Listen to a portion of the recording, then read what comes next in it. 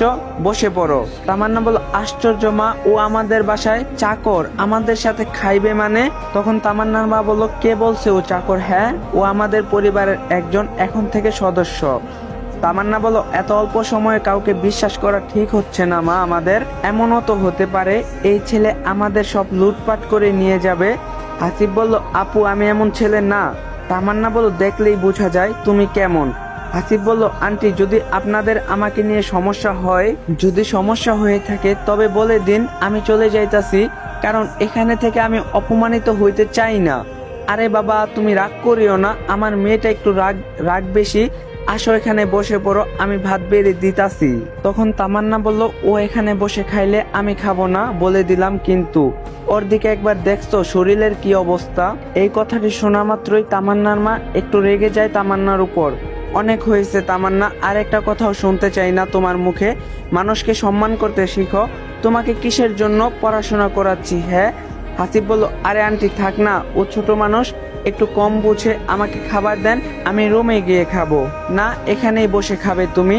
ও হাসিব বলল, please aunty বোঝার চেষ্টা করুন।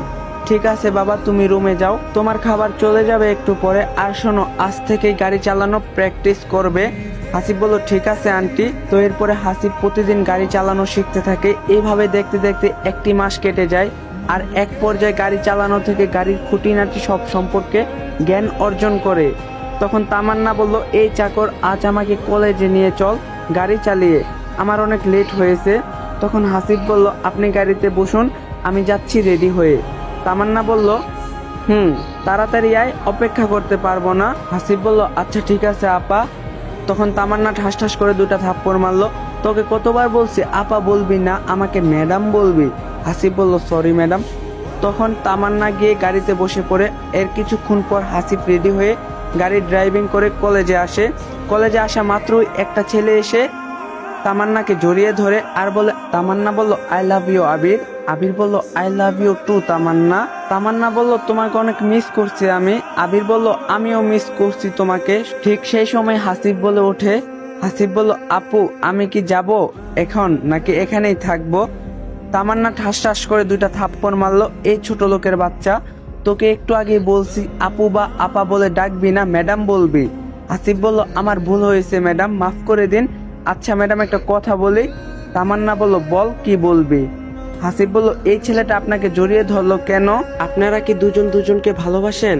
তখন আবির হাসি দিয়ে বলল, তামান্না চাকর কি বলে, এর সাহস কেমনে হয় এইসব বলার? তামান্না বলল, আরে বাদ দাও না, এইসব চাকরের কথা কি ভাবো যে তুমি বুঝি না। তখন হাসিব বলল, এই যে ম্যাডাম, চাকর কাকে বলেন? হ্যাঁ, আমি চাকর না। চাকরের কাজ কি জানেন? বাড়ি ঘর মোছা, রান্না বান্না করা, কাপড় চাপড় ধোয়া। আর যদি একবার আমাকে চাকর বলেন, খুব খারাপ হবে বলে দিলাম। হাসিবের মুখে এমন কথা শুনে তামান্নার আবির অবাক হয়ে যায়। আবির বলল, ছি তামান্না, তোমার চাকর তোমাকে এভাবে অপমান করলো?